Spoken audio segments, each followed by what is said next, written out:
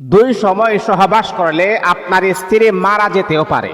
এই দুইটা সময়ে কখনো সহবাস করবেন না, কারণ আপনার স্ত্রীর প্রাণনাশের হুমকি আছে।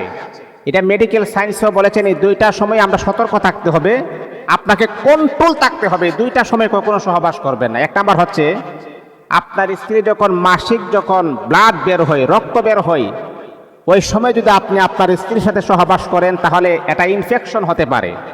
ইনফেকশনটা এমনটাই যদি হয়ে যায় তাহলে কিন্তু বড় ধরনের রোগ হওয়ার সম্ভাবনা রয়েছে, এমনকি আপনার স্ত্রীর প্রাণনাশেরও সম্ভাবনা আছে।